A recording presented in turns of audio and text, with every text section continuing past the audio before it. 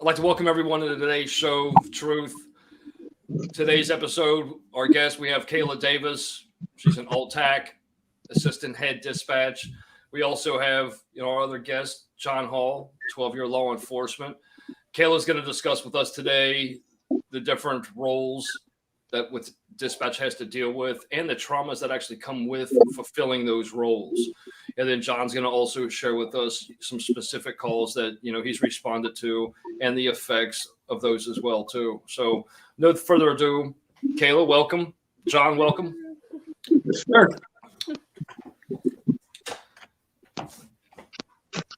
And then so Kayla, real quick. Or John, do you want to say something? Yeah, I told you about, being first time on here, being nervous, and the story I had to tell. Little short story. Bear in mind, this is the person that's her support system. Had bought some food, some chicken and mashed potatoes, trying to eat it on the way home, and I split the biscuit in half. Okay, a biscuit in half is white, right? I look over, I'm like, oh, I'm going to grab my biscuit and eat it. Now it's mashed potatoes I grabbed a handful of. This is her support system. You see what I have to deal with? That's awesome. So be confident. And then so that's you know what's funny about that though, because like John, you and I have spoke about this before too. I mean, especially in these careers, I don't care which one of these someone is serving in. If we can't find some kind of humor or lighten the traumas that we see every day, I mean, and not every day are we going to experience the traumas in the field, but I mean, a simple traffic stop can result and heighten into something that, causes trauma, whether it be for the subject, yourself, Kayla, the dispatch, and things like that. So, Kayla, if you want to go into early on, and kind of give us the beginnings, because I know that, your family and everything else really kind of wasn't for you actually becoming in dispatch and things like that. And I know that the childhood that you experienced growing up was kind of not the easy road as so many have had. Yeah. Well, when I first started, I was already a part of the fire department, the volunteer fire department. And I don't want to cut you off, but that's right. No, I apologize because this is important as well too. And I'm sorry that I sequenced this wrong. So go into how when you first joined for like the volunteer fire department, how much restriction there was about females in general being a part of that department, and you still having that passion and determination became that volunteer firefighter. So growing up, my dad, my uncle, my cousins, they were all a part of the fire department. And you can join at 16. Like the minute you get your driver's license, you can join. So at 16, I tried to join. At the time, we had a different chief, and he was very much against it. Didn't want females on the fire department, didn't believe they could handle the physical aspect of it. And later on, like I pretty much gave up after that. I decided it was like, well, they don't want me. Who am I to try to force my way in it?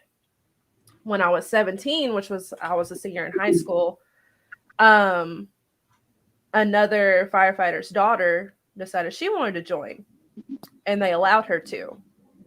So after that, my dad came home. I just got home from school. He came home. He slammed the application down and was like, fill it out. You're joining. You want to do this, you're going to do it. So that's pretty much how I joined. I filled out the application. I took it up there, and I was a little smug. I'm not going to lie. I had a little bit of an attitude. And I gave it to him. Was like, when's the next meeting? So they put you in a trial period. You have a probation. It's a 90-day probation where they see how you do. You show up to meetings on time, you run calls, you're given a pager. So instead of a radio to where you can talk to other people, you're given a pager so you can hear the calls. And if you answer, you just go as training. You're not going to be as hands-on as the others who have more experience. So I did that, and I ran calls while in high school. Like I ran a call 2:00 in the morning before school because there was a car accident out in front of our local bank. I lived not even 2 minutes away. I was the first one on scene. I was already CPR certified, and I was the only one that showed up. How long were you CPR certified prior to, or is that something that you took up while you were actually serving? I was certified for a year before I ran that call and had to actually perform CPR for the first time. Live CPR? Mm-hmm. And then, so speaking of that, I want to talk about like kind of early traumas. I mean, so performing CPR in itself, what runs through your mind performing CPR? The first time I did it, it was just panic. A lot of panic. Like, I can't stop. This dude's not going to make it if I stop. And I was with two other medics, and one of the medics that already started. So I switched out with him, and the entire time I'm just counting. Mind blank, just counting, trying to get some 32, and then we switched out again. I helped them load him into the ambulance to where they had to go to the landing zone because life force had been called. He wasn't going to make it to the ambulance ride to the hospital. They had to call life force. So it felt like the longest part, like the longest I've ever been on a call. But when in reality, it was maybe 20 minutes. Feels like a lifetime. Yeah. What makes it worse on that is a lot of times, obviously, somebody had to call on that. That the whole time you're doing CPR is the family's watching you, which is a whole added pressure. And that's one that's kind of out of sight, out of mind to a lot of individuals, as far as like how much pressure that does place on, you, whether it be law enforcement, whether it be the dispatch, whether it be the EMT, fire, anybody. It's you and I, John, have spoken about like how the civilian sector can affect every call. Like you were talking about that one where you're responding to, that accident and so many people were around and things like that. And you couldn't even get to the individual to even provide the assistance and things like that too. And it's a lot of pressure. I've only had to do CPR one or two times. And the first one I ever did, the guy had called his family, said he needed an ambulance. That was it. When I got on scene, I was about to actually kick the door in when the family showed up, and he was unresponsive. So I discovered him unresponsive at the same time they did. So their emotions jumped up right there with me, rather than being, oh, he needs help, hurry up. It's just, oh shit, something's wrong with him, help him. So we're all kind of heightened at the same time, which really makes it even harder because now their emotions have jumped up as high as they can.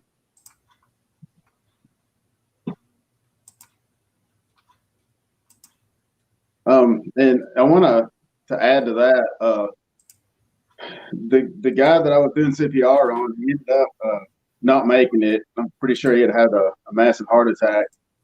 And I wasn't okay with that, but it's kind of out of sight, out of mind. I'm not going to think about that right now. And ended up being prior law enforcement in Tennessee, right next to where we work. And his daughter, said, I want to come down and talk to you at the police department. I was like, okay. She came down, talked to me, thanked me for what I had done and tried, and she presented me with his actual officer tail pin from his police department that he had worked in, and that was kind of hard to hold some emotion back when that all comes together, and you really realize how much somebody does appreciate what you did, and just the fact that she presented me with that she thought enough about it was really something to remember.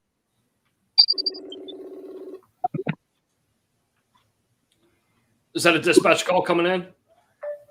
No, my phone's acting up.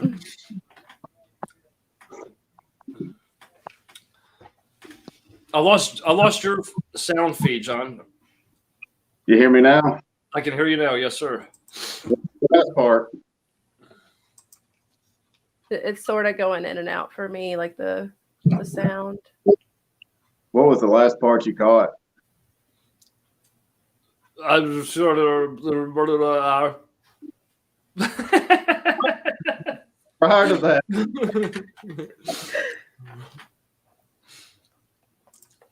I think it's more or less internet making you go in and out. No, we were hearing about like one of the things that had the effect of, and it just stopped. I know I've had problems before with this, but yeah, it's just my phone, my internet, so that's probably all it is. But we'll see how that goes. That it may be that I'm finally because of how late I've had a busy day today, and I didn't obviously create this broadcast until later, and I'm right now just sharing to the different groups. I hope that's not affecting our actual. You're kind of lagging too for me. Okay, here I'll leave it at that right there. Y'all are just hard to please. Well, that's probably what it was. Well, because of how late I created this broadcast, I didn't get to share it to the groups so that we could actually have more involvements and things like that. So that's what I'm sitting here doing that right now, is sharing it to the groups so that individuals can actually, join in here. And I did want me and you had discussed the comments that I couldn't see. Last time I did it with Christopher Hoyer, there was only about 2 people's comments that I could see. And it didn't go down. I would just see one comment come across the screen, then another comment come across the screen. It was just 2 people, and I think both the people he had known. So Yeah, that's one of them things too that I'm trying to.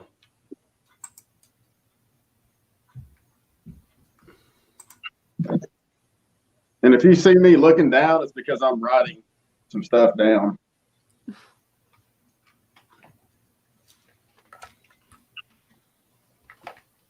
You know, attention span, Kayla, so it's not that. What? So attention span, so it's not that. You have ADD.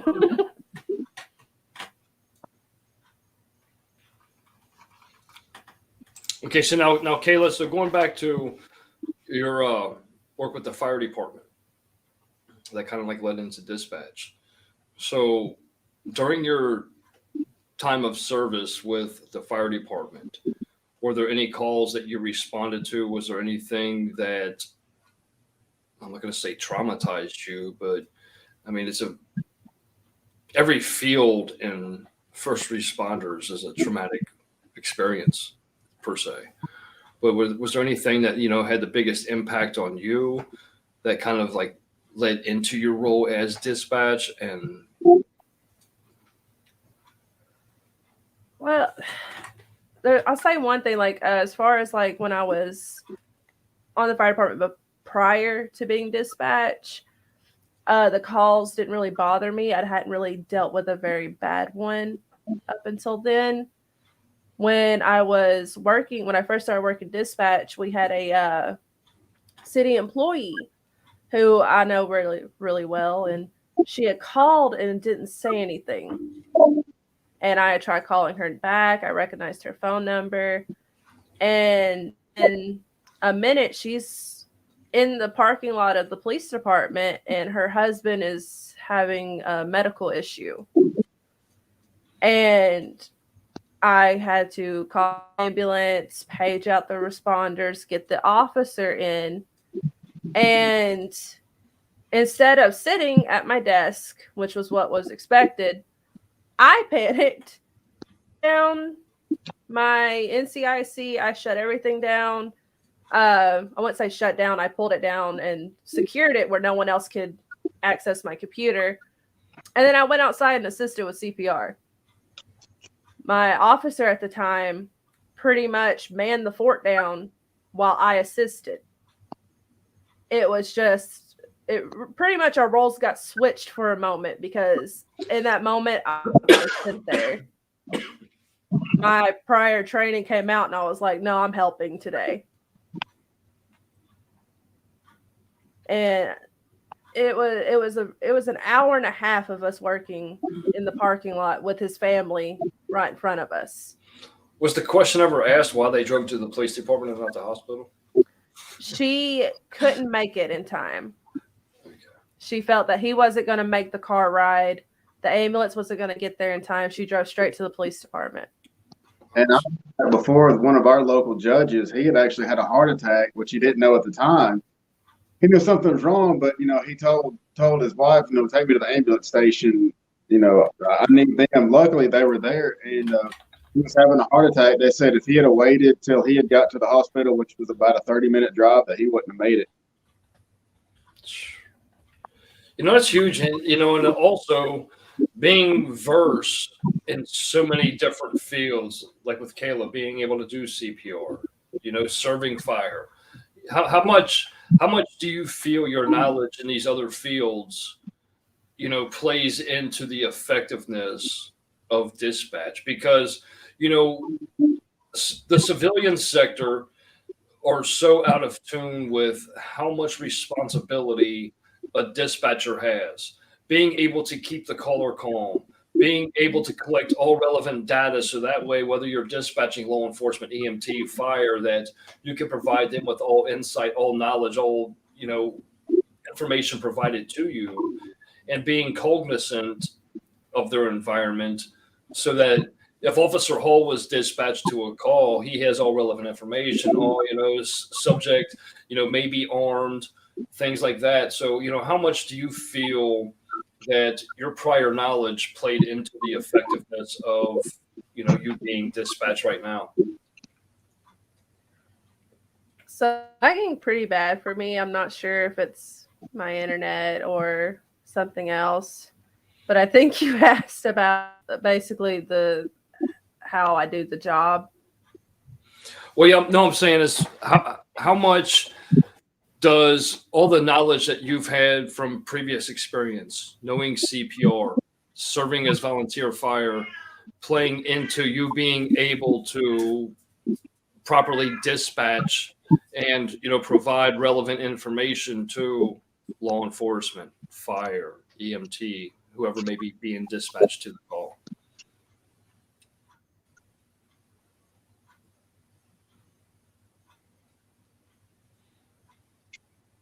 No, I can't. John, can you? I can hear it. Okay. Yeah, she's freezing out. Her image is even frozen right now. Yeah.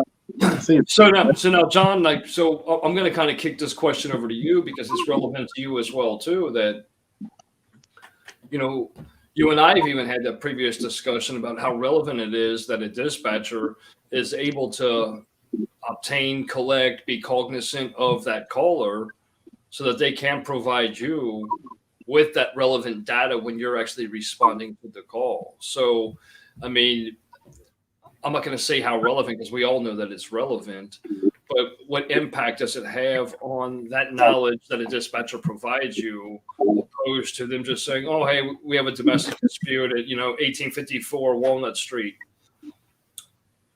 Yeah, the more they care, the more information we can get. And what I really like about Kayla's situation is, I'm not going to knock on dispatchers that only have the dispatcher knowledge and say they're not good, because that's not the fact. We have some really good ones that have not had on the road experience. But it does help when you have had some kind of responder experience, because you can visualize, okay, I'm taking this call, but I see it in my head that I'm at this call. What all would I need to do? What all do I need to know? They can relay it to us a little bit better, and can think of more critical details sometimes because of their experience to let us know. And that's why I wanted to kind of ask that question to Kayla in regard to her previous experience. That plays a large role in being cognizant. it's that educational aspect where, with her having that background in, CPR, having that background in fire, knowing that relevant information that if, her herself having to be dispatched to those, or her herself having to provide CPR, her herself having to, respond to fire, provide support and things like that. If it, how much impact does that have on her role now as dispatch, being able to actually provide relevant to or any.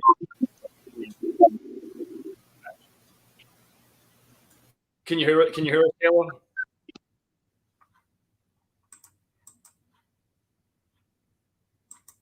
You have yourself muted, Kayla. There you go. It's lagging for both of you pretty bad, so I'm trying to figure out on my end. Can y'all hear me? We can hear you great now. Okay. It keeps going black on your end and kind of lagging. Are you on Wi-Fi or direct internet? Yeah, I'm on a computer that's got a LAN cable. Okay. So no, I mean, so what I was asking was, with your roles prior, such as CPR, your volunteer fire, how much do you think that that's benefited you in being cognizant of knowing, what information to provide to law enforcement, fire, EMT, or anybody that you're dispatching to specific calls?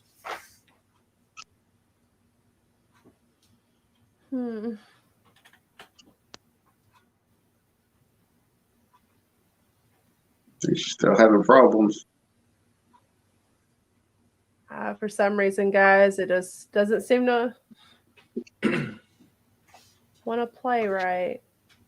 I have a lag every once in a while, but other than that, I can hear everything.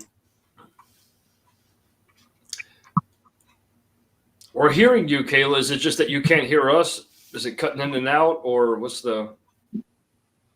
Are you able to see the chat?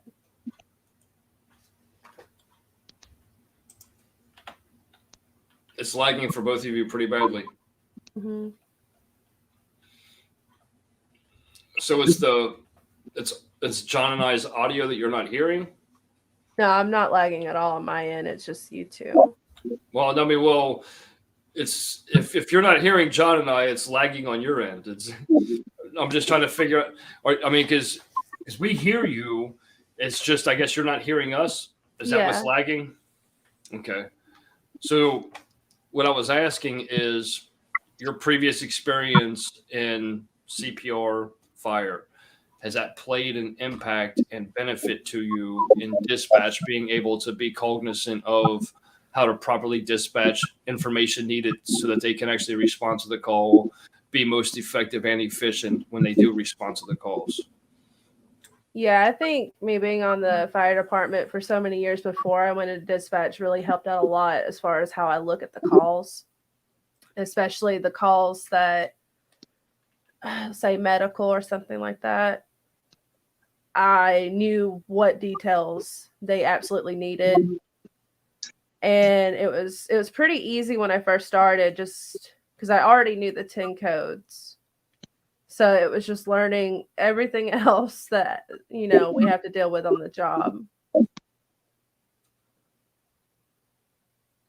One of the things that I always try to stress to individuals is that, and that's why I'm so grateful that you're on this call right now, because, with dispatch, the closure is very minimal for dispatch, because it's unless you have officer, like say you send John to a call, you may be able to get closure on that because, same department and things like that. But, how much, and you don't necessarily have to call it trauma, but, how much does that affect you when you hear a frantic caller, calling into you for assistance? You dispatch somebody and not having that resolve, whether that life was saved, that life was lost, or what had happened. How much effect does that have on, not just you, but your department? With you being, assistant head dispatch, how does that play a role on you mentally? For some of the calls that are pretty open-ended, it is hard to deal with. You pretty much have to put it on the back of your, like the back burner and get through the shift.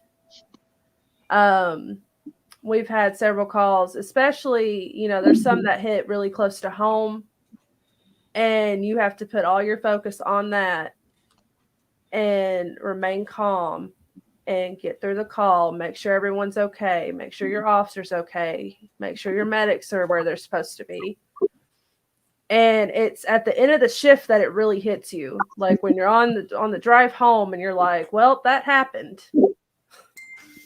And you finally like get a moment to breathe and pretty much think about how the night went. Have there been any calls like specific? You don't have to go into detail on it, but have you experienced calls to where you never had closure that kind of still dwell with you? Because I mean, like John and I, we've had this conversation numerous times in regard to like people don't fucking call. I'm sorry about the language, but people aren't calling 911 or calling the police to fucking, hey Kayla, how you doing today, baby? It's happy birthday. It's something's going on. I mean, everybody's frantic. So day after day, it takes a very, very special soul to be able to tolerate, deal with mentally, physically, and everything with the traumas that you're experiencing every day when all you experience is fucking negativity. And it kind of goes into what John and I had discussions about previously about, these roles, no matter what they are, it can take the highest optimist and become pessimist. We kind of like lose faith in humanity in a sense, but with you actually having to take these calls of nothing but negative, how does that play on your mindset, like every day that you have to go to work? I think we just lost our connection, John. I think so. I think our image is frozen. So now, well, with that being said, I mean, even with you, John, I mean, because that, I mean, how often do you report back to dispatch? Oh, hey, yeah, they survived, or things like that. Oh, Kayla, okay, I see you're back on here now. So what I was asking you was, how much. So because again, people aren't calling because it's a good time. Okay. So, how often have you had like that frantic caller that, even if it's still today, that you just wonder how that ended up? I mean, have you ever had those ones to where it was like oh my God, that call was so bad. How did it end up? And just really never had that closure. Have you experienced it? Am I back up? Yeah, you're back. You're back up. I'm sorry. Okay.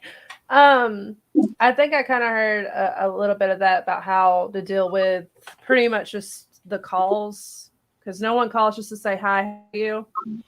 It's always panic and something happening.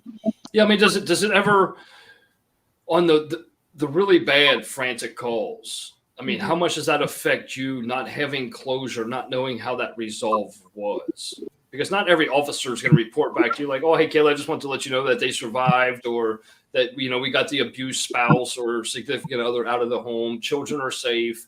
You don't get that resolve. No dispatchers really get that resolve. So that has to play. I mean, that has to be a traumatic role, especially when people are calling you frantic every day that you go to work. There is a lot of calls that like they'll come in and it is open-ended. Like we don't know if they lived, and usually it's days before we even hear back about, that call you worked, they didn't make it. And it really does affect you sometimes, especially like in one instance, I worked a call where a baby was not breathing. And the panic, before the panic set in, I get everyone en route. The officer that I was working with at the time, the ambulance was 45 minutes out. And we have a child turning blue, not breathing. So he loads up 2 first responders in the back of his car, and he takes them by patrol car to the ambulance.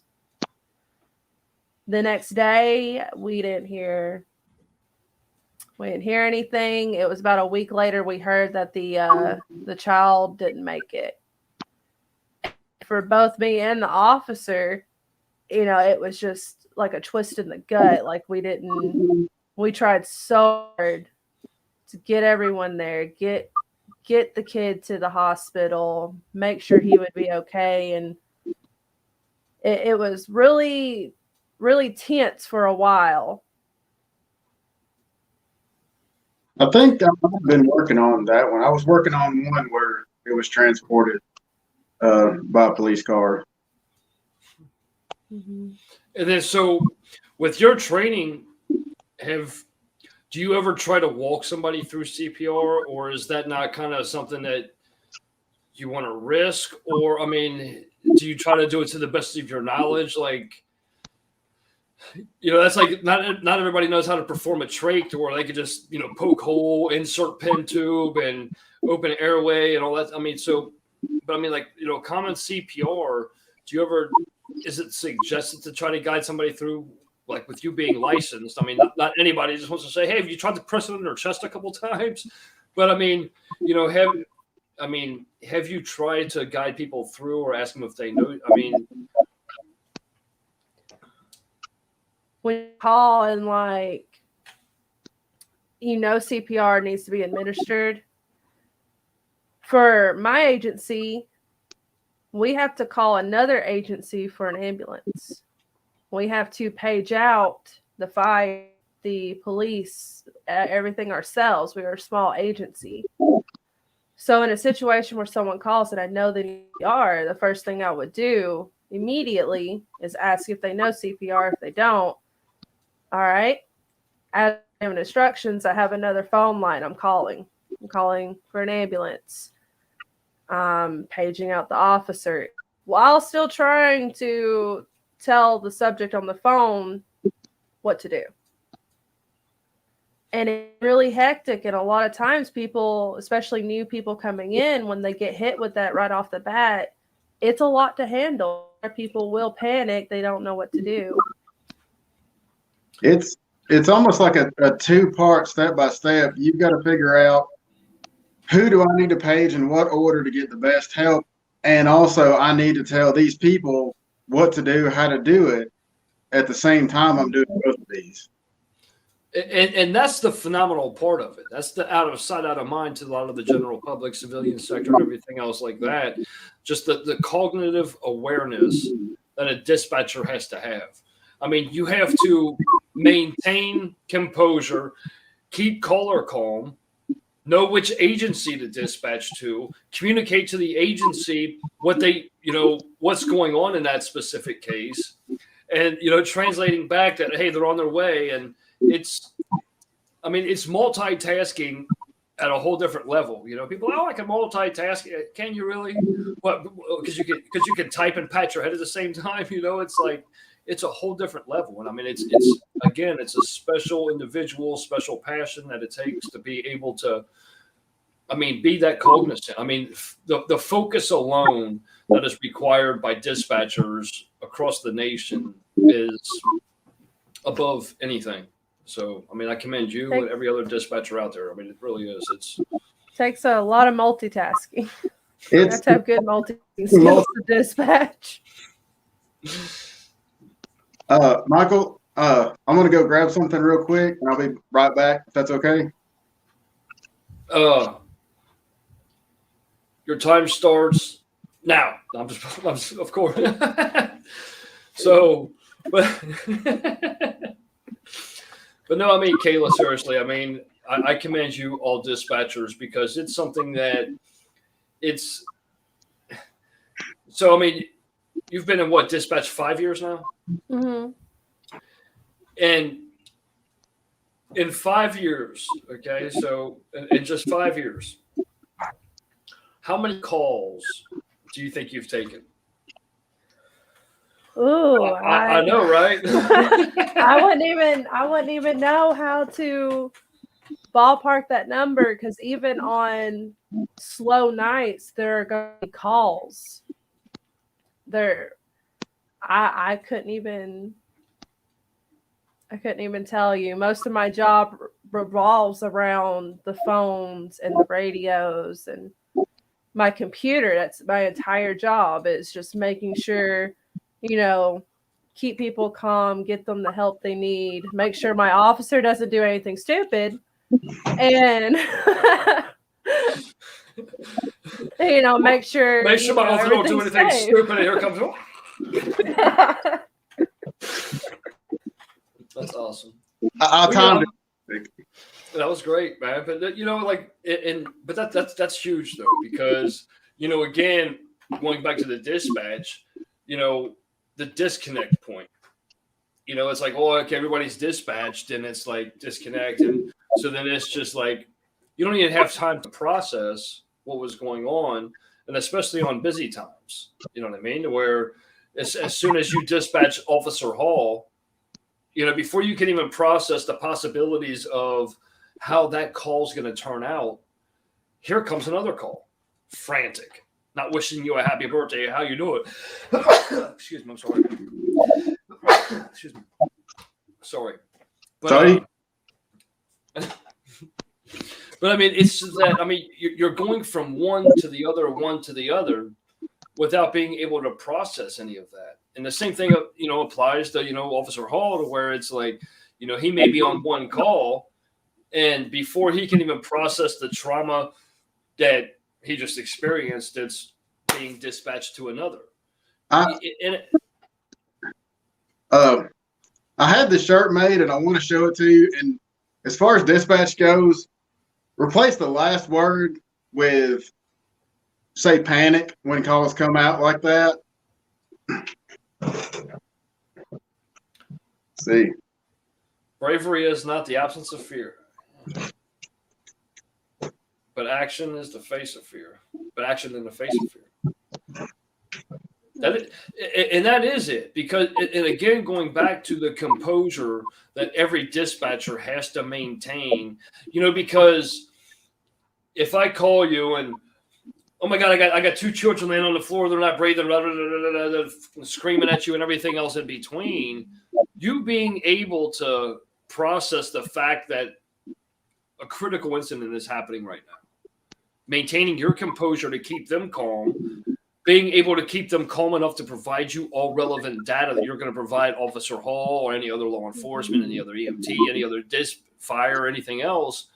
It's that you can't, there's no word to place on that. And John, your shirt's perfect for that, because that is the face of fear. It's like, well, because it's not only the fear of the person calling you, but our own fears, because Kayla, you wouldn't be in the position you're in if you didn't have the passion about, the betterment, the quality of life, saving another individual. So that fear also doesn't even just apply to the individual calling you. It applies to you as well, too. Like, oh, shit, I have to get somebody out there right now. Officer Hall, hey, available, hey, whoever the case may be, getting them out there. And it's, I can't comprehend it. I couldn't do it. I'm telling you and the public right now that there is no way in all the different services that I provide could I ever fulfill the role of a dispatch. I couldn't, period. It's not only that, sometimes it's a lack of information. Me and Kayla was working a call where they had actually called 911. 911 is a separate agency from us. They have to call us with the information. And I'm not sure what the first part of the short conversation was, but they were unsure and said, what do you need? Do you need ambulance? Do you need fire department? Do you need police? All they said was bring everybody. That's all we had. That's all we got until I had got on scene.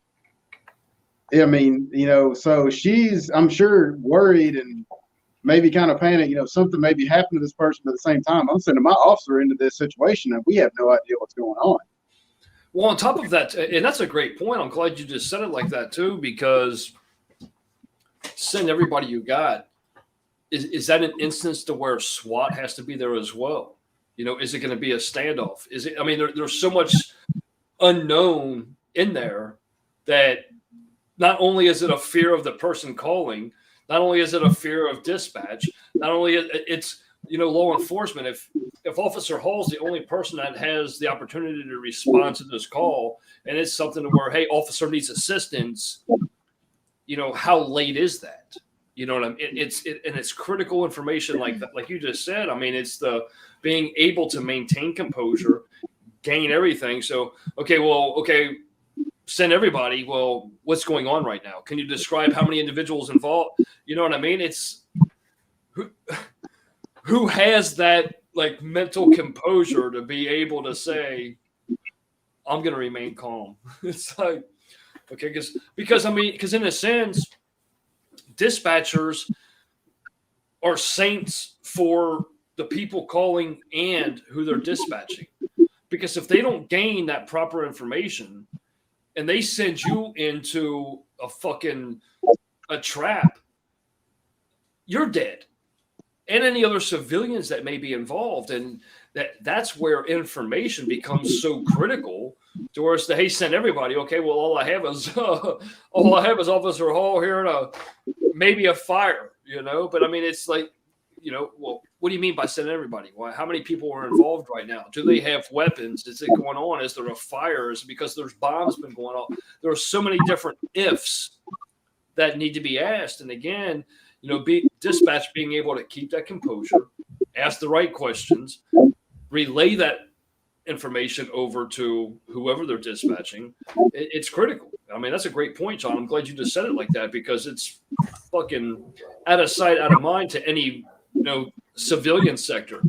And individuals viewing this, despite anybody's belief about law enforcement or anything else, which, I don't want to get into that, but the moment you do have to call, things like this are important for you to understand that, if you do ever have to call for yourself, for your spouse, significant other, your children, your pets, your house, your properties, you need to know this information to be when you're calling, be ready to provide all relevant information so that dispatch is able to provide you that service in an expedient, effective, and efficient manner. So, yeah, I want to add this, and I want Kayla to add her side of it. But I actually want to go into that call a little later, maybe in another podcast at some point. But when I show up, I hear screaming for help. I go around the side of the house. All I see,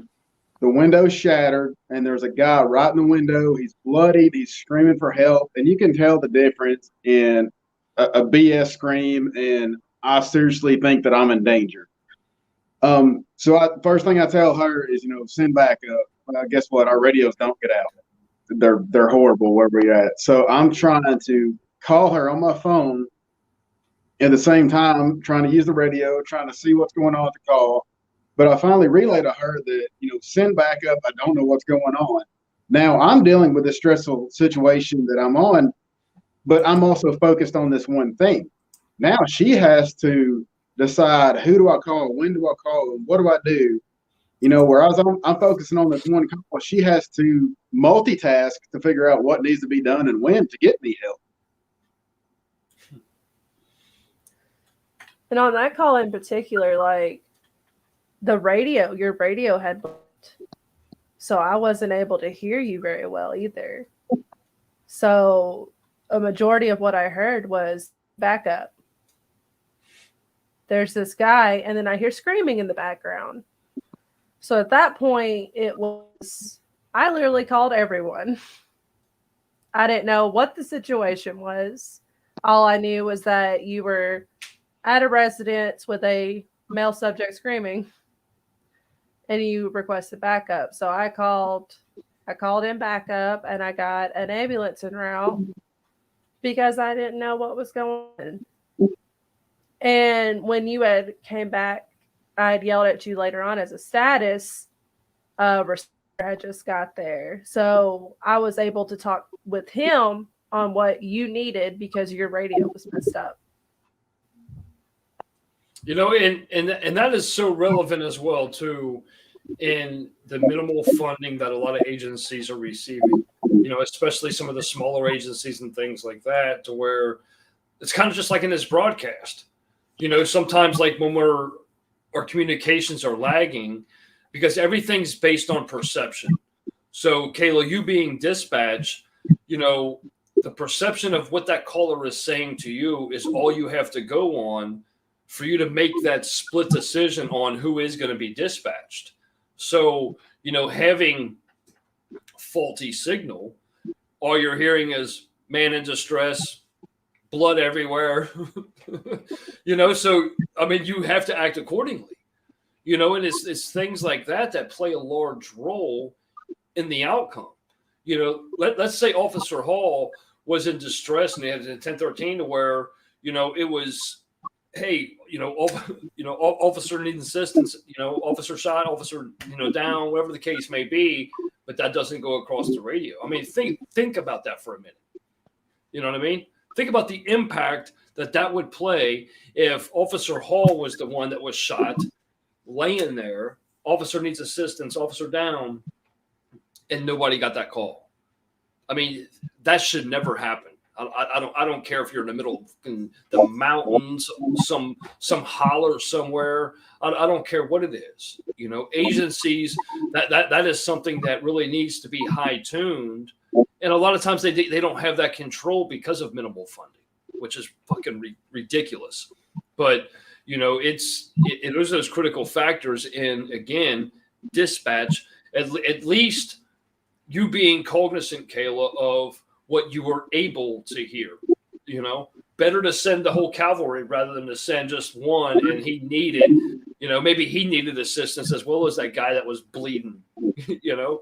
Was that guy that was bleeding from the window, was he breaking in or out of the house? There's so many different factors that become unknown at that matter. So. And people think, hey, he needs backup. I'm going to call backup. Well, guess what? Who do you call first? You want to call who's going to get there first. How do you know who I need to call and what order I need to call them? Because each call, for our own officers off duty, for the next city, for the county, they're all individual calls. So they have to decide, who do I need to call first to get there the quickest? That's a great point. Because it's not like you have a screen in front of you, like Officer Bagby's available. He'll call him. Hey, can you come help me? Hey, I'm on the other side of town, bro. I mean, it's how do you distinguish that? Going back to dispatch, it's like, I need assistance. I need it now. Send it, and it's, a lot. And again, John, you and I have had this conversation 100 times over about the perception that civilian sector has as far as why didn't you do this? Why couldn't you respond faster? Why wasn't more officers, dispatched to this thing? It's like, well, that was based on what you provided, so. And Kayla, are you there? She's muted. I see her mic's off. Yeah, she's muted right now. Kayla, can you hear us? You're There you go. It's lagging. So Can you hear me? I was playing. Did Kayla not me talking about calling back up, who to call first? Didn't hear half of that. How do you decipher who you need to call for backup first as far as agencies? I think you asked, who do I call for first when backup? Yeah. So as soon do you have as, an availability screen? Yeah. So as soon as you call out for backup, the first thing I do is call the next agency over. Because of how our county is, the next city over is 10 minutes away. So they already have an officer in their patrol unit who can get there. And after I call the next agency, I go down the list of our officers that live in the city. And that officer, the next city over, is going to get there before the officers that actually live in our city, just because, we only have one officer on shift at a time. Wow. So we go by the next agency over, and then our guys that live in the city limits. Now, I'll add this. The next city over may be up to 20 minutes away, given if they're on a call or how far out their city actually extends. That where they gas up sometimes is as far out as you can go, and their city goes 3 times larger than ours does, if not more. Now, let me ask you a question because, so the viewers, so where Kayla and John's department is, Officer Hall's department is at, they're close to Tennessee. Okay. They're like borderline Tennessee. So how does that work if, let's say, Officer Hall calls in because he's in pursuit, and that pursuit, the subject is going towards Tennessee line? Does dispatch, do you also have access to surrounding counties outside of state limits, or how does that work? Or do you have to call state patrol at that point, or are you able to control that connecting city, that connecting county?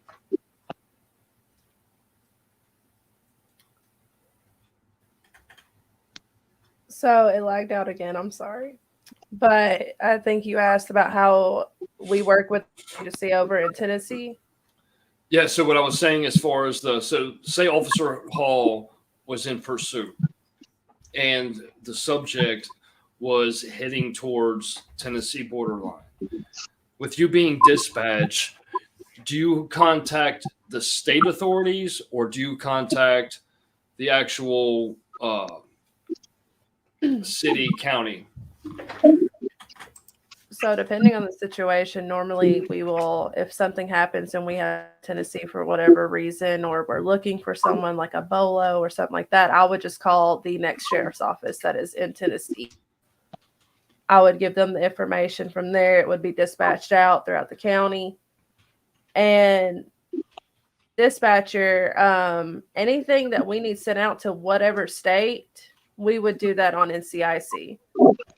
It's the same, the same place where we would run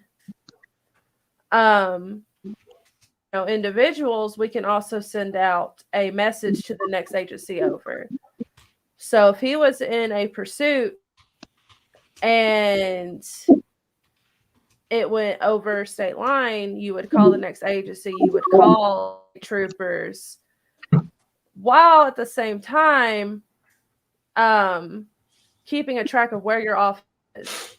Especially with pursuits, the entire time that officer is in pursuit of somebody, he's calling out his location. He's telling me what they're doing, if he has any more information. The minute he goes into a pursuit, depending on which direction he's going, that's going to be the next agency I call. If it goes over state lines, then that state's police have to get involved. So I'd have to contact their sheriff's department or the state troopers, and it just goes from there. It's just constantly calling while updating everyone simultaneously of your officer's position and who they're after. And real quick, with that being said, so if because there are some towns, some cities, some municipalities that I'm not going to say they're not registered with, but no, I'm going to say they're not registered with NCIC. So like up north, like Ohio, Kentucky, Indiana, there are portions within those states that they're not even in the NCIC system. And it's kind of insane when you think about it. So have there ever been any instances or all surrounding counties or cities that would be relevant to dispatching for a said pursuit would be relevant?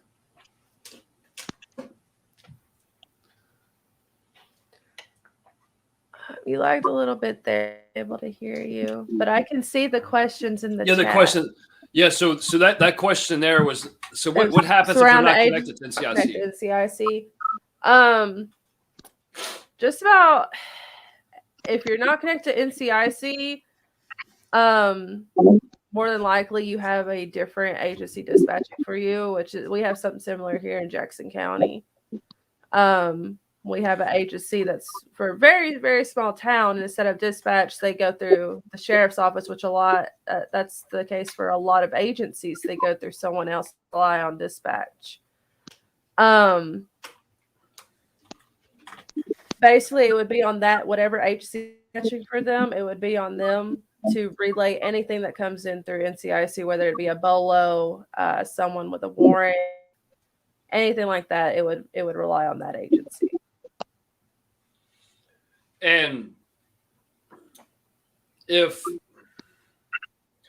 so, agencies connected with NCIC, like on BOLOs, be on the lookout.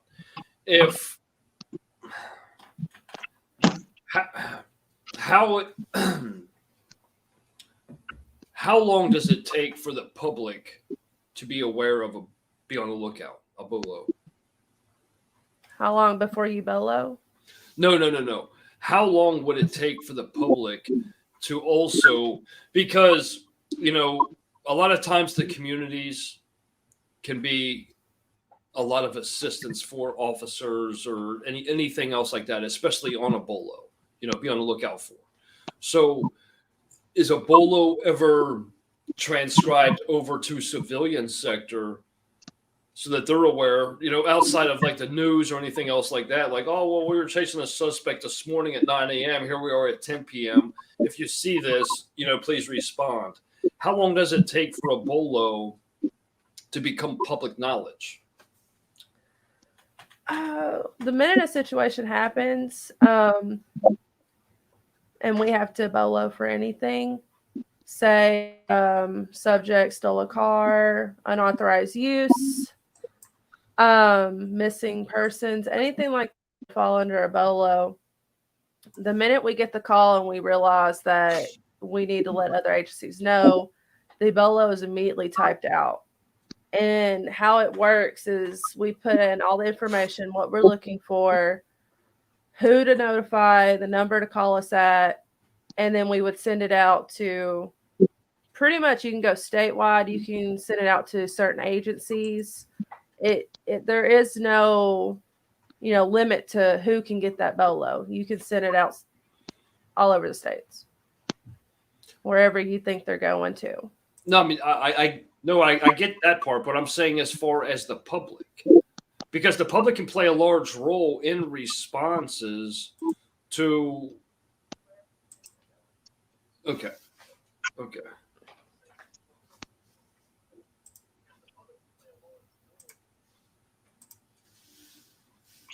Did you get that? Okay, hold on. I'll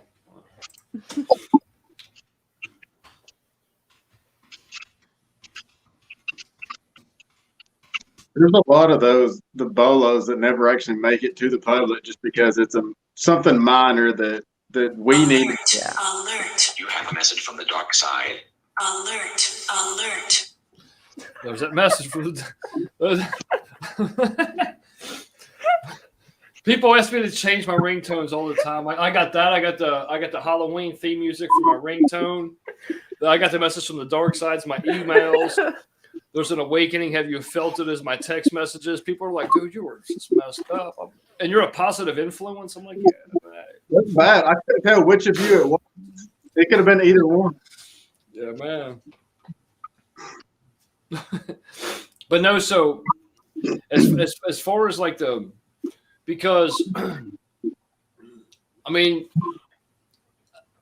I know there's a fine line because, a lot of times we don't want to create unnecessary alarm to the public, but in a sense to where, something like that's, high pursuit, being able to, have live up. And that's what's kind of nice about like Facebook actually is that, a lot of law enforcement agencies actually have Facebook pages to where they're letting people know that, hey, this subject just robbed somebody. We're on the lookout for them right now.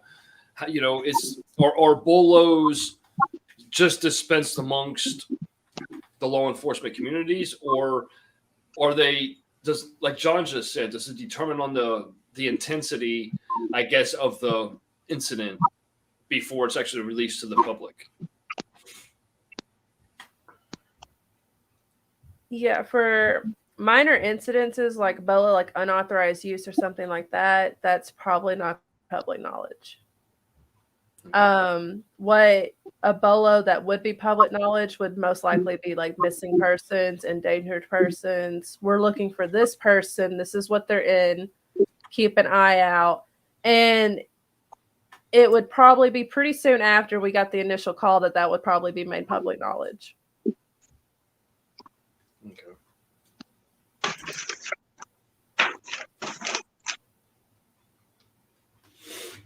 And then John, so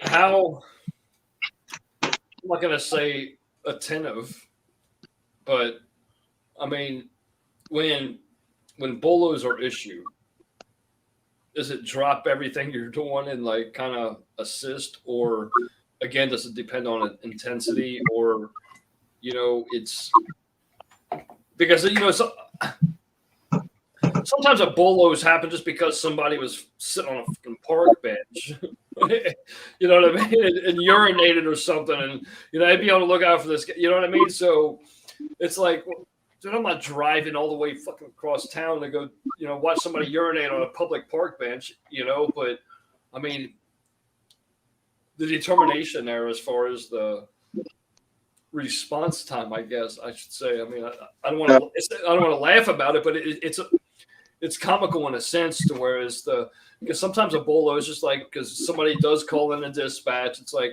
hey, there's this guy urinating on a public park bench at a bus stop. It's like, oh, okay. It depends on the severity. It also depends on what I'm doing.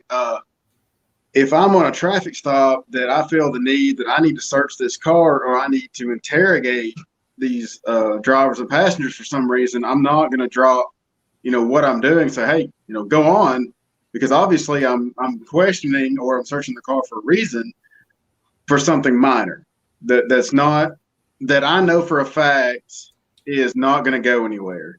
This happened, be on the lookout for, but basically we're not going to arrest them. We're not really going to do anything to them, versus something that, hey, this person's just committed some kind of, violent crime, an assault, anything from there up. Then, yeah, if what I'm doing is less of a priority, then, yeah, I'll kind of, look, I've done this before. For instance, I stopped the driver and he was driving, I think 90 in a 65. Had stopped him and told him what was going on. He was fine with it. He knew he was caught. I got his license. As soon as I started walking back to the car, I got a call of a wrong way driver on a 4-lane highway, right in my vicinity. So that takes priority because I've been on several of those calls and I've seen the outcome of what can be. So I did. I turned around. I didn't even make it in my car. I come back. I was like, look, here's your break. I got something I got to do. Slow down. Don't do it again. And the look on his face was kind of funny. Like, you're joking, right? You're going to just take my license back and write me anyways, right? But I did, 90 mile an hour. I let him go because I've been on calls before when I was with the sheriff's office. Wrong way driver on the same highway ended up in 2 fatalities. So that's more of a priority to me. So I was like, look, here's your break, go. And I took off, even though that they were probably past me already into Tennessee. I still took off and tried to go as far as I could to see if I might could catch them and get them stopped. I didn't. I'm not sure if they got back on the right side, if Tennessee got them, but from my own experience, a head-on collision is a little worse than a speeding ticket. So yeah, I dropped what I had to do to go look for that. And that's actually a huge, huge, huge discussion because you see so many officers that have been reprimanded because they did pursuit. It's like, well, I mean, people don't fucking run because they're innocent or they haven't done anything wrong. I mean, there's you don't flee because it's like, catch me if you can, cop, or I ain't done nothing. It's something's going on. So I mean, to pursuit, and they, because like policy procedure states that if there's like heavy traffic, if it's a high pedestrian area, just get tag number and things like that. But How do I know that the owner of this vehicle is the one driving this vehicle? How do I know that the driver of this vehicle is not armed? How do I know that this driver of the vehicle doesn't have a kid in the back seat? You know what I mean?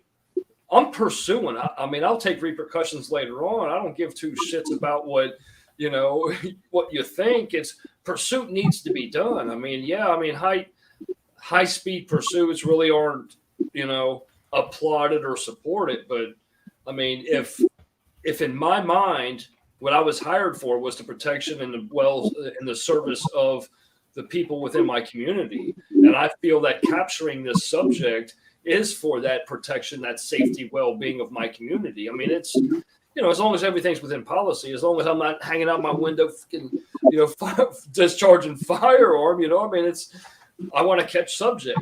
So. I mean, and get his tag number. Just do this. What do you? Okay, I've got his tag number, but he's going the wrong way on a 4-lane highway. What do you expect me to do? Don't chase him, because you just said you shouldn't chase people.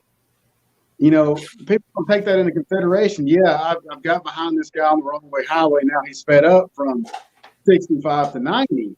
Yeah, they're going to look at it as I made it more dangerous. But guess what? This guy's going the wrong way on the highway when I don't try to stop him, and he hurts somebody.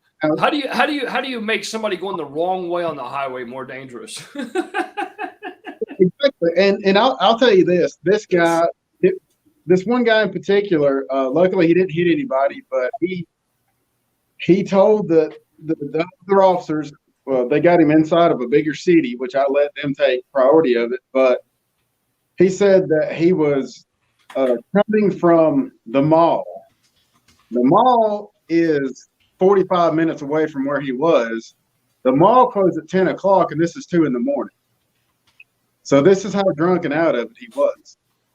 But you're wanting me to just get a tag number and go to his house and write him a ticket, later on, hoping that he hasn't killed somebody. There's something that you've got to, you got to give. You're like, yeah, I mean, that was worth it. And I've been with a department before where their policy, I mean, they could have took a 5-page or 6-page policy and said, it's your own ass, because that's what it said. Don't pursue in this condition, don't pursue in this condition, otherwise it's your ass. That's pretty much what it said. How do you translate that into real life? Well, it's the same thing too with like narcotics, right? So if I entice a drug dealer to sell me drugs, right, and for the viewers in the civilian sector, I want you to understand, I don't want to use the word retardation, I'll get lashed back about that, but the ignorance, okay?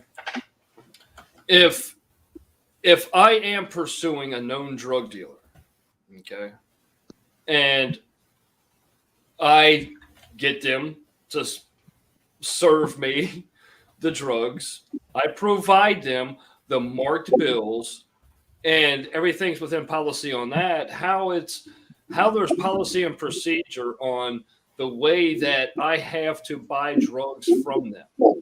It's the same thing.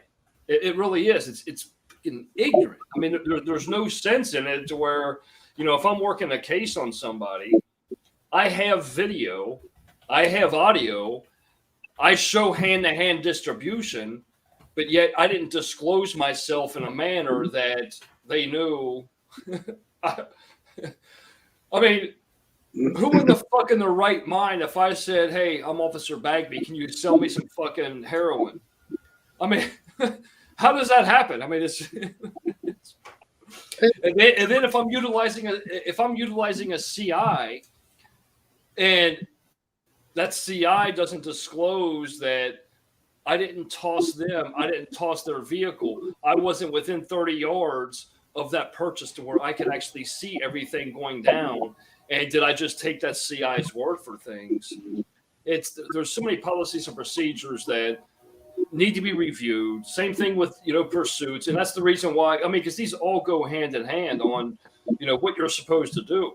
If my job as law enforcement, as your job as law enforcement, as her job as dispatch, if our job roles or any of these right here, if our job role is to improve quality of life for the communities in which we serve, as long as we're within policy and guideline, all the questions and, oh, well, you probably should have. I mean, I have a videotape of him placing 18 grams of heroin in my hand, and you're telling me that I obtained that 18 grams of heroin unlawfully. How the fuck is that even? Oh yeah, and an easy way for them to look at this is, I'm sure a lot of people have seen the show Bait Car, where police will place a car unlocked, running, whatever, get out and leave it, and they wait for somebody to take it. Well, you gave them the opportunity to steal it. No, I parked a car. They chose to steal it. I didn't go up to them and tell them, "Hey, that car's running. If you will go get it and bring it to this location, I will pay you $5,000 for this car." That's one thing. I get that, but when you just leave a car and walk out of it, they're taking that upon themselves to do it. But no, you did it this way. You got them to steal that car. Okay, well, that's fine. So when they go up to your car, when you leave it running outside of a gas station and steal it, don't come to me saying, well, we should have done something. You've got to have this across the board that you think. 100%. I mean, and that's what I'm getting at. And it's like, but, you, Chris, and I had this conversation about when doing that, it's like if I was hired, okay, my superiors, the department in general, had faith that I could perform my duties at the highest standards and within policy procedures and things like that. It comes right back into that same line. Let me do my job. You know what I mean? It's if I feel that the benefit of this community, the benefit of the public, the benefit of the civilian sector is by me pursuing this person that's going the wrong way down the highway, it's how can you make that situation more dangerous? It's let me pursue, run him off the road, and hey, there's one less civilian. Yeah, I get what you're saying. It's people have got to be more understanding of the situations and the severity. We had an officer actually tried to stop a car for going the wrong way on the highway. Like we just talked about, that's a serious offense. Well, in that pursuit, if I'm not mistaken, I think they were actually wanted or suspected of another attempted homicide, I believe, with Tennessee. And hey, hold for 1 second, John. Kayla, it was a pleasure. Kayla's been telling me, I guess, because like the lagging and everything else, she's going to have to cut it short. But we're going to reschedule this, Kayla, because I mean, there's so much more that we didn't get to cover with you. And I mean, a lot of the things that you do, I commend you for. A lot of the things that you do need to be, exposed to the public and things like that. I mean, the service that you provide and things like that, it's vital to, all first responders in general and everything else too. And I appreciate what you do. I appreciate you giving us the time today and everything else. And I know John appreciates you as well. So, stay safe and stay blessed in all things. And thank you so much, Kayla. Well, thank you so much for having me. I apologize for the technical difficulties, but hopefully next time. Oh, you don't have to apologize. Yeah, like I said, But, because the next time we may just be able to do it on like the Facebook Live to where it's more of a thing like that. Okay, hon. bye. Bye, hon. Now I'll like this while she's on the mind, and she doesn't know it yet. Last time me and you had talked to Christopher Moyer, and he kind of read a little bit out of his book, not a lot because we all wouldn't shut up. But I went out, got me and her both a copy of it. Oh wow, that was quick. So I'm looking forward to that. And hold on. So look, I'll send you one if you need be, but because you can kind of see the difference a little bit in the thickness. So, because like the one that I got initially was the When That Day Comes, Training for the Fight. Well, then after he wrote the book and everything, Lieutenant Colonel Dave Grossman actually did a foreword in the book. So it's a little bit it has like 4 more chapters. I think it's 4 more chapters. Yeah, 4 more chapters into the book and things like that too, that he kind of adds a little bit more. Plus he has one coming up, but it's phenomenal. And it's the same thing that I was saying to you as well too, about, because I know that you're taking notes and you're writing different things down that you want to kind of discuss and everything else too. You know, I encourage you. I mean, because there's no story that wouldn't benefit, you know, whether it's the cadets going in, making the decision if this really is right for them, the veterans in there, and the superiors, because, you know, realistically, the superiors are the ones that I really kind of encourage to actually read this, because, you know, it is the way that, you know, that leading by example, you know, actually provokes, invokes, or, you know, creates the way of how I perform my duties, you perform your duties, or whatever the case may be, you know, so it's relevant to everybody, you know, so it's a great read, man. It makes you, if you have a good leader, it makes you want to go out and do stuff, want to go out and do your best. When you get criticized about everything you do, you know, why am I going out and busting my ass when I'm going to get criticized about what I've done, even though it's good to get criticized? Not even just that, man. You're risking your fucking life. It's and then like you said during the last discussion, it's like you get sick of the people that say, "Oh, well, you signed up for it." It's like, that doesn't mean that I should have to get killed, or that, you know what I mean? It's, well, you know, it's like, you know, well, you signed up to work a dangerous factory job, so when you get sucked into a machine and killed, you signed up for that. Well, it doesn't work that way now, does it? And yeah, if people see me looking down, it's not that I'm not paying attention, but like you said, I'm taking notes. I took all this just while we've been, you know, on the air talking. So I try to, anything that comes to mind that I think might be interesting or helpful, then I try to write it down while I'm thinking about it so I can relay it later. And that, I'd like to connect you to, you know, Chris and Natalie. So like, if you look at the bottom of that book, you'll see Natalie June Riley. She's actually the editor that actually, you know, because Chris kind of put it down there in, you know, law enforcement jargon, you know what I mean? As if he's writing a report and things like that, how he's seen it. But, you know, she made that so relatable to all law enforcement, all first responders, the civilian sector, and everything else as well, too.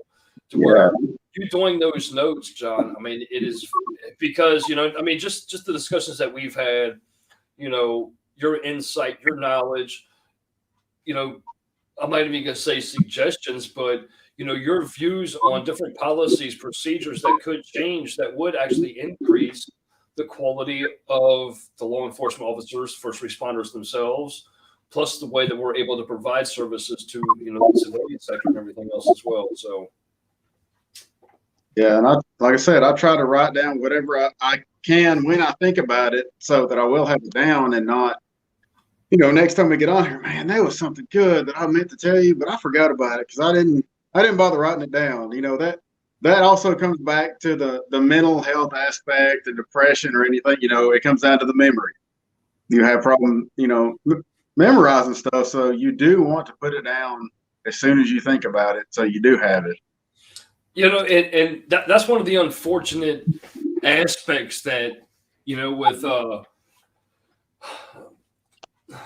you know, with Kayla's reception, that is one of the main topics that I kind of wanted to review with her, was that, just like with you, okay, you know, you drive 45 minutes one way to get to work, 45 minutes home, you're putting in 12, 13, 15 hours, whatever the case may be, that fatigue, you know, you got home life going on, you know, whether it be, you know, family, son, whatever the case may be, and then going from one call to the next, the same thing has to affect her about thinking about that last call she just took and being able to focus on the call she's on now.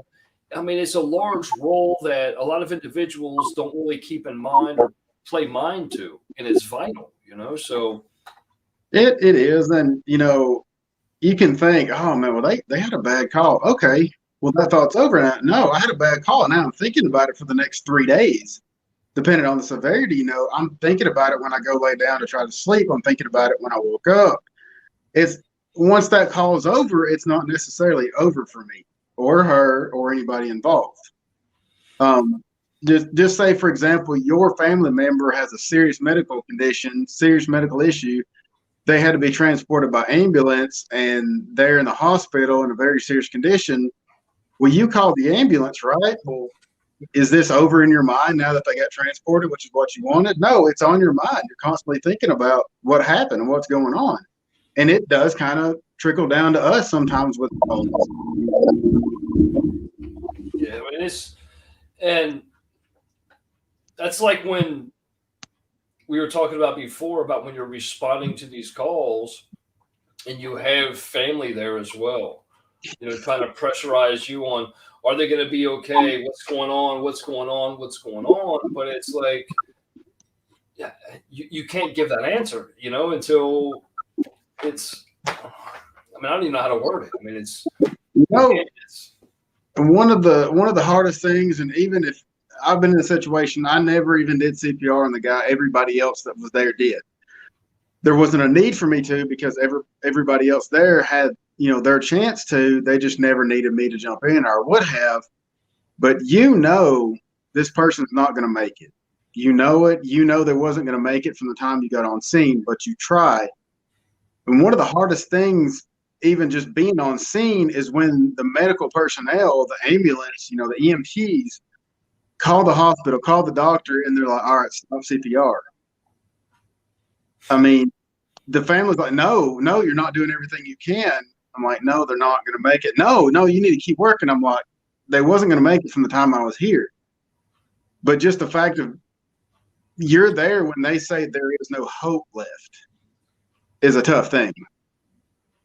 And I can't even pretend to imagine that, and it's like, I've told people, it's like, it's not like, we're able to have a surgeon come on call along with the EMT, and there's so many different things that, again, going back to dispatch, I mean, did they provide them the fact, and you brought it up on, two broadcasts ago about the, did they have 3 prior heart attacks? They're having chest pains. Did they tell you that, hey, they had 3 prior heart attacks, they're having chest pains right now? Well, they're probably having a fucking heart attack right now. You know what I mean? I mean, it's not a laughing matter, but in the same sense, it's like all of that knowledge being provided over so that you can make the proper decisions, so that you can, bring, the relevant, dispatch to, or authorities to them. And I can sympathize with both of that. I know my side, my profession of it. This is what information we need. And I don't want to go into a whole lot about it right now because I don't have a lot of time left. But I do want to touch on, I have a 5-year-old, almost 6-year-old that has febrile seizures, which means if he gets a fever too quick, he can have a seizure. He can have he's had 103 temperature before, and he's been fine. But, he jumps up from normal temperature to 100 really quick. It can throw him into a seizure. I've only been there for 2 or 3 of those seizures. He's had, I think it was 8 by the time he was 5. But when you're on the other side of it, I mean, that emotion's totally different. And I've even myself, I gave the wrong address because I put my old address together with the road that my ex-wife lived on, which is where my kid stays. So I understand that it is, but at the same time, you got to think, hey, they're telling me to calm down, take a breath, settle down, make sure I am given the right information. Because I do get, situations like that, I do get you being stressed out and freaked out and just panicked. The first time I was okay. The first time that it happened, I had worked, I had ran downstairs, I got on the phone, and they was even commenting, how did you stay so calm? I'm like, well, because I do this job. Well, they was with my son, who was 18 months old at the time. This last one, I was by myself. So I find him. I'm trying to get him, bring him in. call help, think about what's going on the whole time I'm watching him have the seizure. And I understand the people, it does get stressful. It gets bad. But whenever dispatch does tell you, take a breath, try to calm down, give me this information, it makes a huge difference of when you can relay everything you need. And I was able to, but at first they kind of freaked me out. But I did listen to the dispatch. I did do what they said. Then it kind of clicks. Hey, okay, this is what you need. This is what's happened before. This is what's going on. So I get both sides of it, but people's really got to listen to the dispatcher and what they're saying. They're not, when they're asking you to calm down, they're not being inconsiderate and cold-hearted, like quit paying attention to, somebody you think's dying and listen to me. They're trying to calm you down and get the information they need to save their life if possible. So has your son, sorry, but has he been experiencing the seizures? I'm not going to say since birth. I mean, because you just said 18 months, but I mean, has that been something that's been ongoing since childhood, like infancy, I guess? From 18 months, first time he had one was 18 months old, and his, some people say seizures. Okay, well, people have, a minute, 2 minute, 3 minute seizures, or they come out of it. That time was the first seizure he ever had, and it was 20 minutes long. Fuck. 20 minutes. It was so severe that when he got to the hospital, he had to be put on a ventilator for 16 hours to get his oxygen back up to a safe level. So you want to say that's not a stressful situation, you don't know what it's like. Oh, I do. But I believe it's 8 he had by the time he was 5, and this last one, I want to say maybe 4, 5, 6 months ago, and we hoped it was over. They usually grow out of them by 5 or 6, or 4, 5, 6. It had been 1.5 years since he had one, and I'll touch on this, and I'll try not to get too into it. But this last one, me and him was playing in the garage. We have a big garage, and we was playing in it. He wanted to go play in the water, so we go into the house. He goes outside. I'm trying to add water to a fountain outside. And in reality, it probably wasn't maybe a minute, not even 2 minutes. But I call for him to help me open the door. Well, he doesn't come. He's 5 years old. He goes off and does stuff sometimes. We're far enough away from the road that he knows he can only go so far. I go out, I pour it out, I put it back in the sink, and I'd heard the water turn on the trampoline. There's a sprinkler system. And I was thinking, where's he at? And I look outside, and he's laying directly next to the water faucet having a seizure. And it's one of those, I've never seen him start one. If I've ever been there for one, it was already happening. Somebody else was there with him. And I mean, and I stared for a minute. What is he doing? There's no way he's having another one, but he was. Luckily, this one, he came out of it in about 2 minutes, which he's never done before. His have always been 5 or 10 or longer minute seizures. And they actually gave us something to give him, which is the equivalent of Valium, which is supposed to calm down his brain, bring him out of it. His, sometimes it worked, sometimes it didn't, and when it didn't, it's bad. Did they ever give him gabapentin? It's what they give him was Diastat.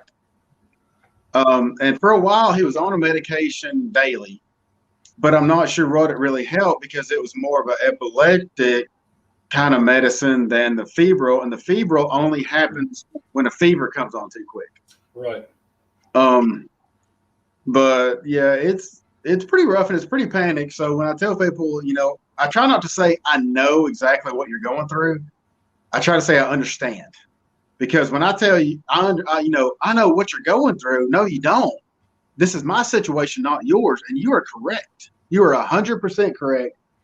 But I understand what's going on. I understand the panic. I understand, the hurry up and get here.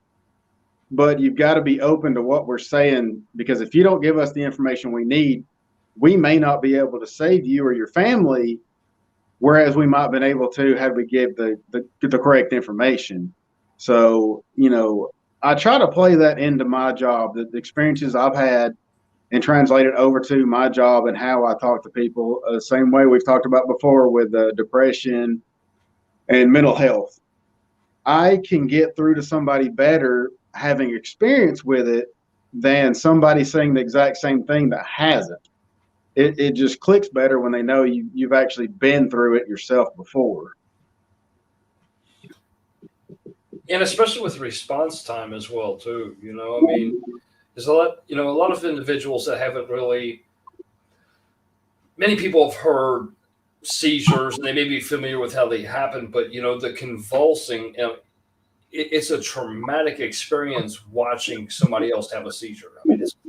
I mean, because there's really nothing you can do for them. I mean, there's no like physical remedy that we as an individual can do for a loved one, a friend, or just a stranger we see having a seizure, other than just trying to make sure that they don't bite their tongue and things like that. But I mean, make sure that their head's not smacking off of concrete, and I can't imagine it. I mean, I guess I could say I understand, but I couldn't imagine, just and especially a child, I mean, that's like on a whole different level.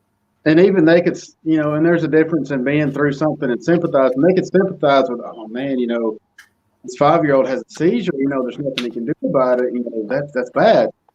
It is, but you're not the one with the memory of. I seen my kid having a seizure outside. When I run outside, I see him seizing. His eyes are wide open, but nothing's there. I'm staring at him, looking out, and seeing nothing.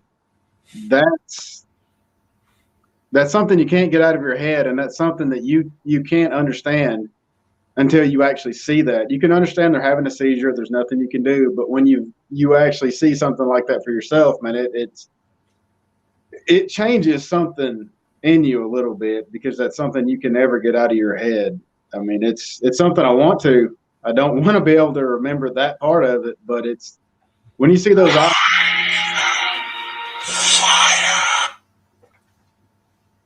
But yeah, that can be rough. So with so I'm just trying to think how to word this. So with you having your own experience, traumatic events, especially with your son. I mean, have you had to respond to calls similar that? I mean, how does that play in your mind? I mean, I know you want to do the most for them, but also that's where that understanding plays a large role into what they're going through, not just the family witnessing it, but the actual individual having the seizure and things like that. So, I mean, has that ever came into, your role on, responding to those said calls? I try to as much as I can, I'm not going to say any. There's a lot of officers that can comfort somebody a little bit in those situations, but I try to play into, I'm trying to help as much as I can. My son, I go to a child having a seizure, like here's my experience. My son's had seizures. We've done this. He's made it. So don't panic too much. We're here to do as much as we can. I've been through this myself, and it can kind of calm them a little bit, knowing, hey, somebody else has actually been through the same thing I'm going through, versus, hey, don't worry, it's okay. This happens all the time. It doesn't click the same way. Yes, because I mean, and it's something like that though too. That seems like a comforting thing to say to someone. But what would happen? I mean, think about the repercussions if you would tell them, "Oh, it's okay, he'll be okay," and then that individual passed.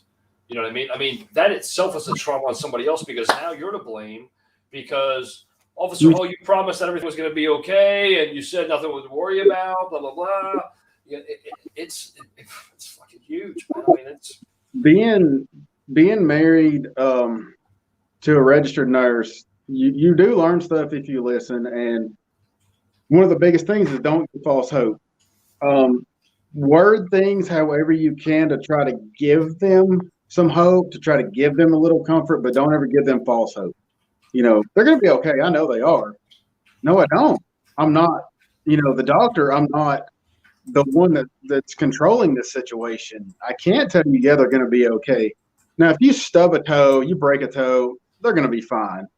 But when I don't know, I'm not going to tell them that, because that's going to leave a lasting impression that the officer said they were going to be fine, but they wasn't. That's what they're going to think every time they see me. And it's going to bring up those emotions of that call, how I felt, what was going on. And I want to be viewed as, even if I couldn't help change the situation, I was there to help. I wasn't there BSing them. Right. And it kind of goes back into, like we were talking about with Kayla, with dispatch, being able to be cognizant that, hey, I may not know the exact situation, but hey, I can understand that this is a frantic moment for you. Let's kind of draw this back. How many seizures have they had before? Is this the first episode? Because there's so many different relevant information that plays into whether they're going to be okay or not. You know what I mean? Because if this is something like with you, for example, you're stating your son from like 18 months, on, at least that, hey, this kind of happens, and I can't even imagine what a 20-minute seizure would fucking play in a mental role. But with dispatch, being able to know, again, asking those questions. Is this the first time this has happened? Have they had previous seizures? Isn't enough, and that's another thing that general public doesn't understand is there are so many different types of seizures, just like with any other, anything, like with freaking autism. There's so many different degrees of autism. Seizures are the same way. You have the epileptics where it's, caused by strobe lights, flashing lights, or just swift changes. Or the ones like, when he's just getting heightened fevers out of nowhere. There's so many different things. So, that relevant data and as much information as one person knows about, the health, well-being of their, whether it be their child, sibling, significant other, friend, or whatever the case may be, that you're going to be able to provide the best service you can. And then you call for, respective, first responder assistance as well, too. So. Yeah. And it makes a big difference, hey, my whatever is having a seizure, but, they had a seizure before. How serious they've been. Well, he's had several seizures before, and they've, been minor. They've been a few minutes long. Versus, my child, yeah, he took before, and they've been 10 minutes long. Different in how I need to respond, how I need to prepare. So that, hey, yeah, they've had a bunch of seizures, and they're only like a minute long. Yeah, they need an ambulance and a transport, but the urgency is different. And yeah, they've had 3 seizures, but they've been 20-minute long.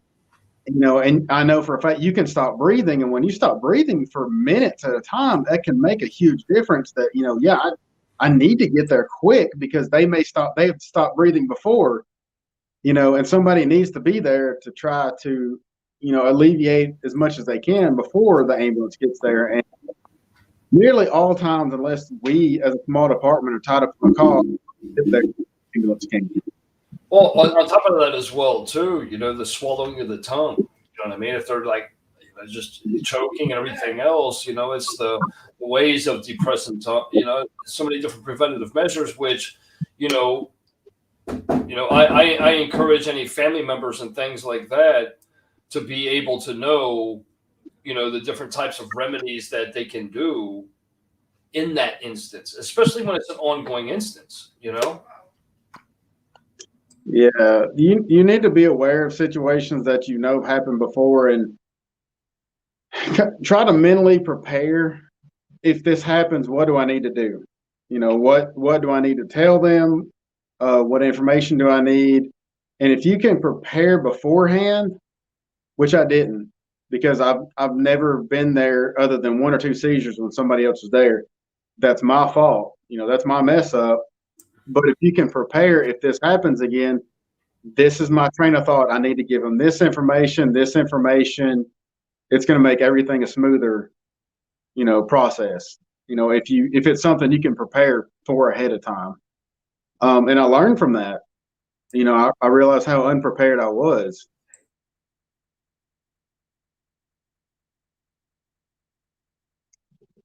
But it I'm about out of time here. So if you've got anything that you want to, kind of cover. No, I was just kind of going over all that and everything else too, and I appreciate you sharing that, especially. I mean, you don't have to share the personal things that you share, but it brings that real life into the things that we discuss, so that other individuals are able to kind of, as you just said, understand. When somebody's, you know, again, kind of going back to PTSI, PTSD, mental health, a lot of us get stuck in, the situations that we're stuck in because we feel alone. We feel nobody else understands. We feel that nobody else will be able to get us or that anybody else can help. And it, I'm not going to say it creates a fear to ask, but it's that blindness that we all have. So Yeah, they don't understand that. Hey, I've been through these situations too. That hey, he does know a little bit. He does sympathize, can understand. Versus, that's just a badge that showed up waiting for the ambulance to get here. That comes back to we are real people. We've had our own, you know, occurrences and issues and incidents in our own life that we can kind of, understand and sympathize and maybe even help them understand certain things that they don't know about these situations that we've been through. yes, sir, 100%. And again, that's the smashing the stigma. That's what's making them aware. That's why I love doing this right here. Because the civilian sector, general public, outside of the media and the false pretenses and everything else that's being fed to them. We need to humanize this and let people know that you're a human being as well too. You have family as well. Certain things affect you.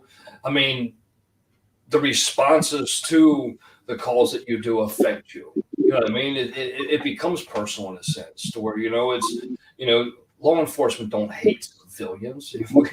Law enforcement don't hate criminals. We want to help the criminals. It's the what wrong in your life that caused you to do this. And it's having that conversation where if you're always going to be non-compliant or restrictive on why I'm addressing you, of course there's going to be a fucking issue. Of course it's going to escalate.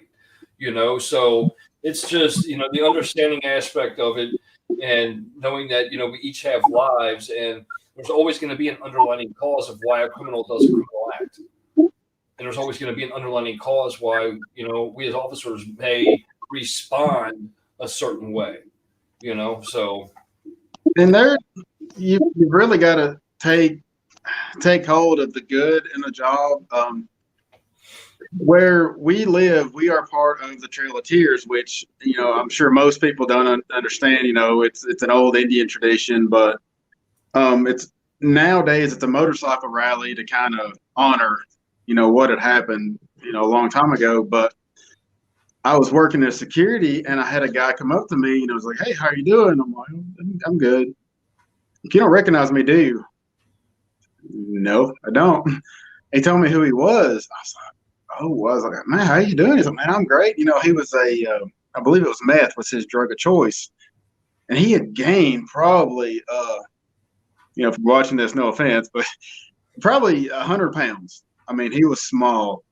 And he told me, man, I've got off of it. I've got into counseling. I'm doing this, doing that. And that was a couple of years ago. And now he leads a support group. He is a counselor on those kind of issues. And I'm like, that's great. That's awesome. And I had a guy I knew from back when I was probably early 20s. He come into the PD. He's like, hey, here's your community center key. I was like, oh, man. He's like, hey, man, how you doing? It's like, good. I was like, what are you doing? I would just come from the meeting. He had got arrested not long after the last time I had dealt with him. And I forget how long it was. It was over a year, maybe more, that he had been clean, and he was going to the same meetings to the same guy that I had dealt with before on the other side of the law. And I mean, that's just That's great. That's amazing that you see people like that that's completely turned things around, because a lot of times people, you'll arrest them and they may turn their lives around, but you never see them again. You never know of it. So it's really good that you can actually be aware of, like you were saying, the closure. You Yeah, get I some mean, stuff. it also goes into like what I say time and time again about how a lot of times that we can go into this profession completely optimistic, thinking we're bettering individuals, just seeing the negative day in and day out, turning someone pessimistic to where we can find that balance when we see that the lives that we affected was for the better. Because a lot of times that time out that somebody has to go sit, I mean, I don't wish jail time on anybody, but I mean, if that's what you have coming to you, that's what you have coming to you. At least make it a benefit for yourself to sit there and do a self-reflection, and again, like as you've done multiple times, having that conversation with the subject on the way to the station, that could ultimately completely turn their life around. Because the last conversation that they're going to have prior to be, putting into the drunk tank or into their cell is, what you discussed with them on the way down. And if it was all negative or if it was just quiet, it's, oh my God, I got arrested again. It's like, well, don't do what you did. Yeah, and what they don't realize, I'm gonna say some people deserve it. Some people, the way they act, I don't care to deal with them. I don't care to try to help them. I hate to say that, but people earn certain things with the way they treat us. But that person's first arrest with whatever issues they have, depending on the contact they have with that law enforcement officer, can change their entire life, not just change it around, but their entire thought process of law enforcement. Yeah, oh, that officer, man, he was a jerk. He was a dickhead. I hate cops. They're all like that. They don't give a shit. They're just assholes. No, that's not true. That's the one person in our department that acts like that and nobody else does. But that's what sticks in their head. Even if you can try to talk to them, like, no, I don't want to talk to you. I've already made my mind up about police officers. Yeah, it's just, and I go on for days about this. I wrote papers on this in regard to taking one and applying it to the whole. And it's like, and it's on the other side as well too. Like these individuals that said that they want to make a difference will be the example. I mean, if you feed into the same negatives that everybody else is judging one group as, and you're solidifying it by the actions you're doing, it's just going to be that repetitive circle, and it's just going to keep recycling and recycling and recycling to where there's no progression. So I mean, that's vital. I mean, and that's why, like, having conversations like this, humanizing you, you're have real life too. All you're doing is just trying to serve and address certain things and provide them the opportunity to think twice. Yeah, if you're a miserable officer, if you hate your job, you do something else. Take a vacation, take a break, go to another, agency, go to another career. Because by you not giving a shit and you treating people badly, that's affecting everyone else in this field that is trying to treat people right, that is trying to help people. You're not just, affecting the way people view you. You're affecting the way people view that badge, no matter what that badge looks like.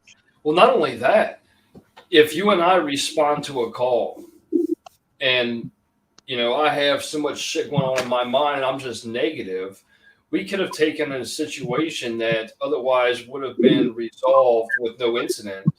And because of my attitude, now both of our lives are in danger because now they feel a threat because whether the tone of my voice or the way that I'm carrying myself because another thing too, that's a whole different discussion is the fact of culture.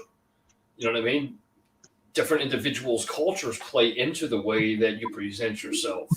So if I'm coming in there and I'm brash, I'm just, talking to them like they have no sense and automatically having that guilty before proven guilty mentality. Meanwhile, you're trying to, keep them calm.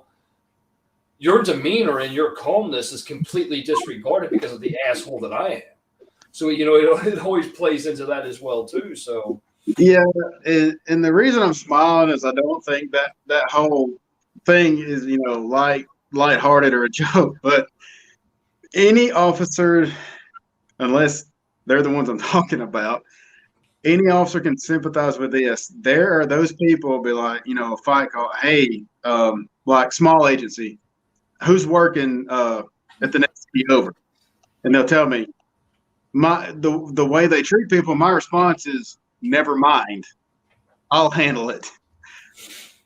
I mean, they could go to a call of a report of a stolen purse, and then the way they do it, the next thing you know, you're in a fight. You're like, this was a report. What the hell happened? But I've been to situations before where it was a chaotic situation, but I had it handled by the time they got there. And then when they got there, all hell broke loose again. I'm like, how do you even do this? Is this a talent or something you work on, or what is it? But the same person can handle a situation completely different, have a completely different outcome than another one can. And How 80% of your calls ending up in tasers, batons, or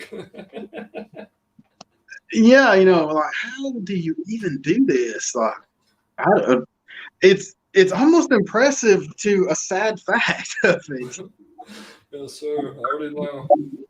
But before I do get off here, I kind of want to change the pace a little bit and give a funny story. And it's an embarrassing story to me, but it's more embarrassing to the guy I was working with. Not to put him on the spot or anything. The only reason I carry pepper spray is for animals. Unless it's a, oh shit, I have to situation, I don't use it for suspects. I use it for animals for that, last try not to have to shoot one. But he stopped a car for DUI that was involved in an altercation, arrested the guy, and ended up having to pepper spray him. Got him in handcuffs, got him in the back of the car. Well, he was just beating the hell out of the inside of the car. So when he opens up the door, this dude takes off running.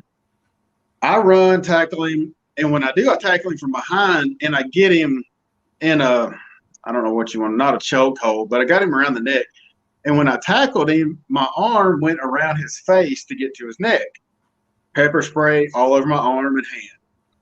It's not that bad. It irritates you, but it's not that bad. So get him back in the car. He takes him to the jail. I sit and wait for the guy the passenger to get a ride to tow the car.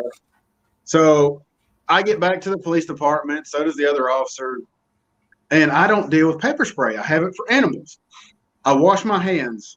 Knowing all these stories I've been told, I wash my hands. Hey, I'm good. I've got it off. I go to the bathroom to pee. That pepper spray did not wash off. It lit me on fire when I went to pee.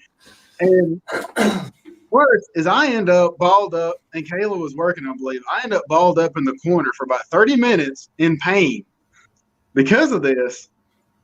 And what's worse is the guy I was working with goes to the bathroom and does the exact same thing. What did you not learn? But what's worse with him is I had kind of calmed down from the incident about the time we got assistance call to the next city over. So we both had to head out and go assist the next city. Well, he hadn't done it long before that. So he shows up to try to assist the city with a wad of wet paper towels down the front of his pants. So the whole time we're dealing with it, a wad of paper towels in his pants. And I just couldn't help but to find the humor in that. I'm like, that's not an experience that you want to go through again, but you got to find the humor in it. Well, there's actually like a salve cloth that, a lot of agencies aren't even provided it, but there's a salve cloth that actually, dilutes everything else, because there's actually been like lawsuits because, after administering pepper spray, it was never like washed off of a subject, and it burns it can permanently burn your skin, cause eczema, psoriasis, and all that other little good stuff and things like that. So it's actually like almost like a wet nap that you can kind of peel out. You wash it off. It has like the solvent and stuff like that. I don't know the chemicals in it, whatever the case is. that renders the pepper spray like not so. Hey, I'm going to be curled up. I'm going to take me a piss, But so. Yeah. And the bad part is, ask anybody that's ever been certified with pepper spray. Once this calms down, okay, I'm getting better finally after it seems like forever. Now I'm going home and taking a shower. Well, when this gets better, your pores close. Well, when your pores close, it keeps it inside. So when you take that hot shower, it opens up and all that runs out and runs straight down your body. Mm-hmm. And everywhere it goes, just reignites. So it's almost like with insulation's the same way. Or you take hot showers and it opens it up and it spreads it and things like that. And it's just like, yeah, you think the worst is over. That's great, man.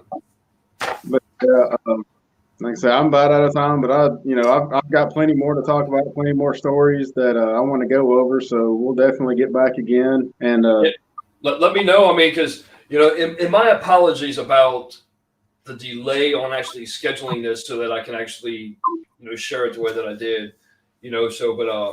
Just let me know and I'll get it scheduled ASAP, man. Because I mean, I'd like to have you on here.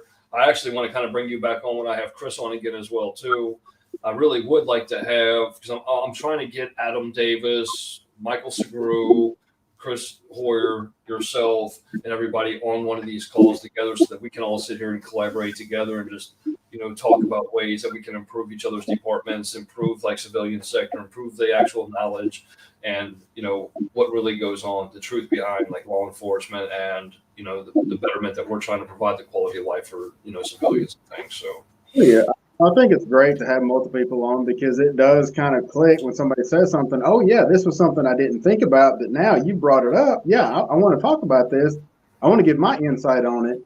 Versus me and you talking and not hitting that button of what it is that I did want to cover, but it's just at the back of my mind. I'm not thinking about it. So, I mean, I love that.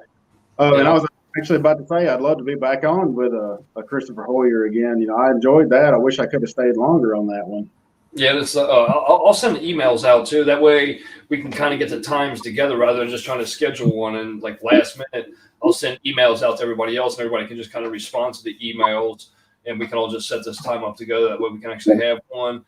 That way we have time also to kind of invite the public on as well, too, because I love the comments and things like that, because they can address certain concerns or they can share their real life experiences of why, they feel a certain way about law enforcement or any questions they have about law enforcement or any other first responders, military and things like that as well, too. T.R.U.T.H, it's all like to have him on with us as well, too. So, oh, yeah. And even if I'm not getting them, you can get the comments. I mean, I'm all for having almost like a Q&A session sometimes. If they've got questions, they can, even if I don't see it, you can relay to them and then I can try to cover whatever they have, because I think that would be good with the public about certain things and not know. And that's how I'll set the next one up. I'll create like a poll and a Q&A that is actually like that creates the conversations we're having and having the interactive. So I'll create that one on the next one. So I mean, it's always a pleasure, John, and I look forward to the next one. And just let me know, your schedule. I'll let you know my schedule and things like that. That way we can make this happen.